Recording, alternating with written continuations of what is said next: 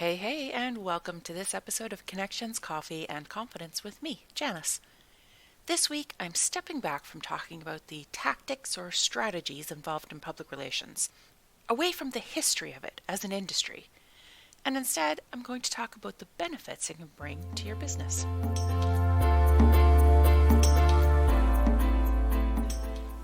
Hi, I'm Janice Fogarty, and I'm a communications strategist and consultant. The Connections, Coffee, Confidence podcast is for professional women entrepreneurs who have established themselves and their business, and they're ready to get serious about using the power of communication to surpass their business goals. On this podcast, I discuss everything from leadership to establishing a business vision to the intricacies of creating messaging, publicity, and more. I speak to women who excel in communications in their business, whatever they do, and get an inside look at how they created a thriving livelihood. So top up your mug and welcome to this week's episode. Now, public relations might sound fancy, but it's simply the label put on creating and maintaining relationships with groups of people who are important to your business. That's all.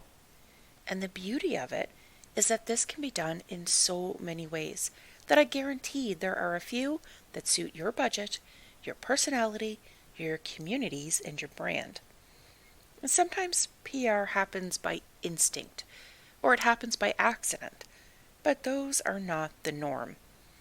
PR usually involves strategy and skill, with quite a bit of elbow grease and a little bit of luck.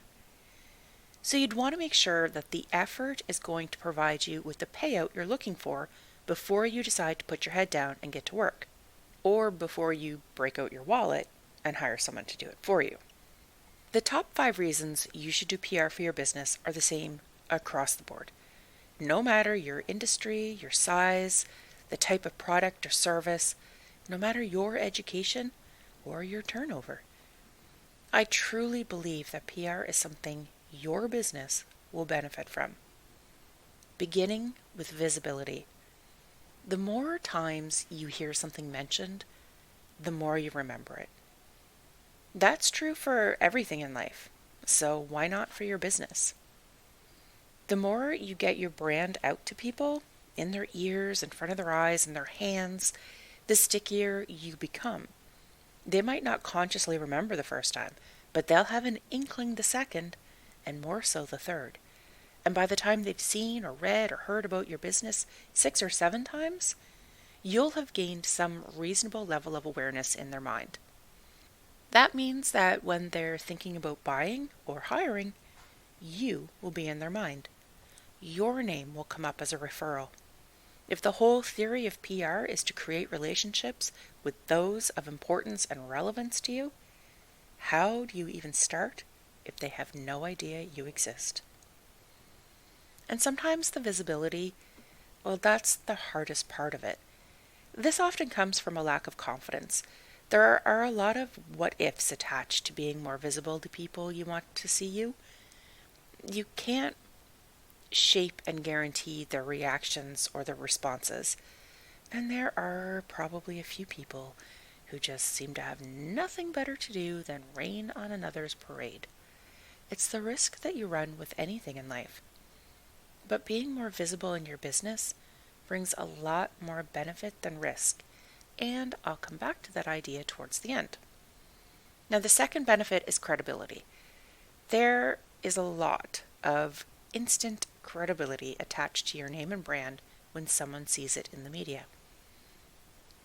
Look, everyone knows that ads are paid for, so when someone sees your ad, you have to know that there will be some skepticism attached. Your messaging will need to be on point. Your images will need to be fantabulous. And still, people will look at it and they'll know it's only there because you paid for it to be there. PR is not like that. Most people aren't aware that the brands and the faces in the media, they're placed there through work and strategy. It's known as earned coverage for a reason. If you're in the media, it's for a reason. You're a leader. You're new and innovative. You're experienced. you're qualified, whatever. There's a reason. It could be because, well, you're no better than the next person, but you are brave enough to say, yes, I want to grow my visibility. I want more, and I'm willing to do this to get that. And that reason is just as good, if not better, than any others. If you see your competitor in the newspaper, hear him on a podcast, see him on TV, it doesn't mean that you can't be. In fact, it probably means that there's an interest in what you do, and so there might just be room for both of you up on that stage. And it's that visibility and that credibility that can help you bring in new customers, new clients who were looking for someone just like you, and they were so frustrated because they couldn't find anyone. And I have one client, and she's full up. She has zero capacity for taking on anyone else, and she does work that she can't contract out. My advice to her has been to up her price, as it helps self-select those who are coming to her. If you have more demand than supply, well, that is the market at work. And for anyone in this position, or who realizes that they're not charging enough, but they're concerned about the potential ramifications of increasing their prices, well, showing that you've been featured as an expert or as a leader in your industry or your community, that's one way to reinforce your decision. Now, please don't get me wrong. I don't think you need to have media coverage in order to increase your prices. No. What I'm saying is that if you're looking for social proof that you are bloody amazing, there's nothing like being featured in the media or a glowing testimonial to bolster your credibility, smoothing away any potential raised eyebrows at a reasonable increase in price. Credibility can do a lot for your business. The third benefit is identity.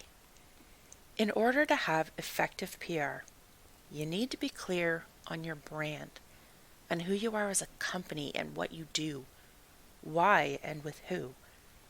You need to know your values. What is important to you? This helps you with your messaging and your targeting. It helps you with your activities around your communications. So like if you're a millennial brand, you're going to be more involved in using tech, such as, yes, social media, but also apps such as Telegram and WhatsApp, because millennials, they like to have their info delivered quickly and to their hand. You aren't going to be writing or pitching flowing features to the Sunday papers. No, you're going to create a list and go to BuzzFeed. But if you aren't clear on who you serve, you won't be clear on how to reach them or what to say when you get them. If you don't have these parameters designed, creating effective events or media pitches or posts or whatever it is you choose to do will force you to focus and get clear on your identity. The actual process of using PR, of appearing on podcasts or picking up a new social media channel, will then ensure you refine and clarify and reinforce your brand identity. Okay, I know I said I wasn't going to talk about history and all that jazz, but I'm just slipping this one in, both because it's fitting and because it's from a fellow Canadian, and you know that's part of my brand. Marshall McLuhan was a communications theorist, and he once famously said, "The medium is the message." Now, actually, he wrote a book and taught at university and loads more. He didn't just drop that piece of gold once. But what he meant was the way you deliver your message, the way you deliver your information, actually tells something too. So if you use community events as the medium to deliver your messaging about being an inclusive and local business, guess what? The medium itself tells people that you are about bringing people together and including them. The medium is the message. I love that. So the clarity that you're forced to create and adopt around your identity around why people should know, like, and trust you, it's a great benefit because it'll help you stand out better in what's becoming an ever increasingly saturated market, no matter what market you're in. The fourth benefit of PR is longevity. I don't think any of us are in business because we want to go bust in a year or two. We want to either build something sustainable that will bring you through until retirement or until you find something new or better suited to earning your living, or you want to build something that you can sell to someone else for a profit. Whatever way you're planning this, you need to plan for longevity. And the process of using public relations to slowly and methodically build your reputation and maintain it, increasing your visibility, your credibility, that really helps sustain your business through the ups and downs of different market situations. Now, I'm not saying you can faff about once you've become established. A poor reputation will kill your business pretty fast. But if you build a credible reputation and maintain the relationships that the reputation and visibility bring you, you should have a business that lasts through downturns and mistakes. And for all the stress that's sometimes attached to becoming visible and putting yourself into new and different situations, there's a certain calmness having a long-term plan can bring to soothe your entrepreneurial soul, right? The benefit number 5 is PR can help boost your SEO or your search engine optimization. Right off the bat, let me tell you, I am not an SEO expert. I'm not a techie person. My silly Facebook wouldn't post my scheduled post this week, and I don't know why. So please don't email me asking about SEO. But what I do know is that the more your brand and your business name are bandied about the internet, the more your name is associated with sites and content not native to you, the better Google likes you. So if you're featured in a magazine, if you're named as a sponsor, if you are in a transcript, if you are in a Q&A session, basically, if you are linked or mentioned in someone else's stuff, you gain credibility in the search algorithm, and that bumps you up in the search results, which is a win for you and your business. And PR is what helps you get that. Sweet, eh? And when you look at all of those benefits, the visibility, the credibility, the sharp identity, longevity, and boosted SEO, the peripheral benefits are mind-boggling. If part of your long-term plan is to grow by getting outside investors, being seen in the media shows credibility and the identity of your brand, which will sway someone who wants to invest in you. If your business is shown in particular ways, say you play up your rapid growth, or you're capturing a new market, or this same market but in a different way to your competitors, like you could end up selling your business to a larger company. A good reputation includes being a stable and profitable company, aspects which are considered encouraging factors by potential purchasers. And actually, there's research floating around out there that indicates that consumers actually expect to pay a higher price when they're purchasing from a company with a really good reputation. Which goes back to my point about being able to increase your prices.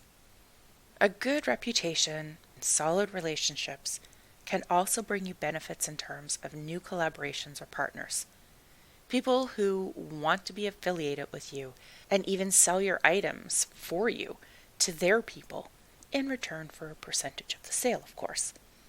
You might attract new vendors or new suppliers who have not been open to working with you just because you're new to them.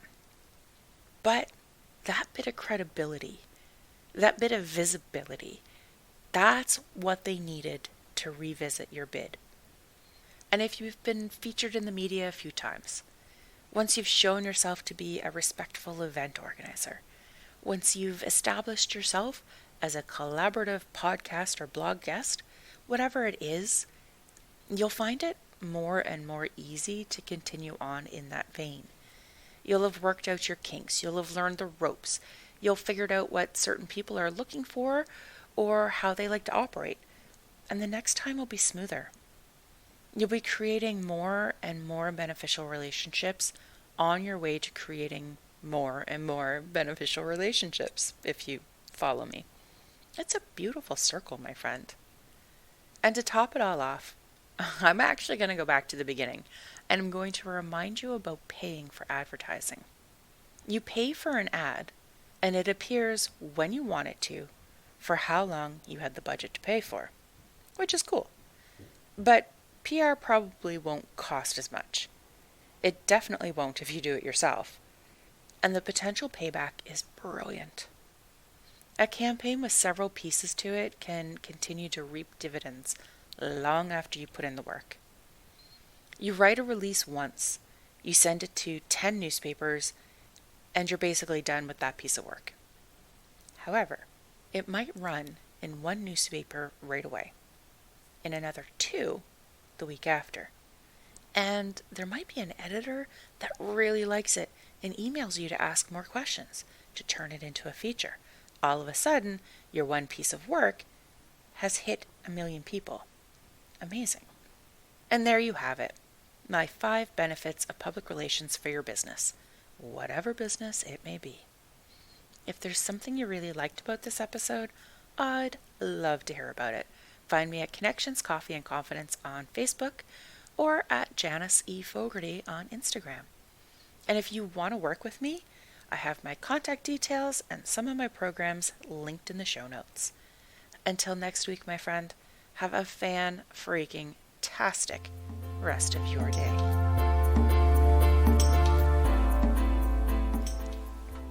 Thanks so much for listening this week. I invite you to sign up for my email list or join me in the Connections Coffee and Confidence community on Facebook.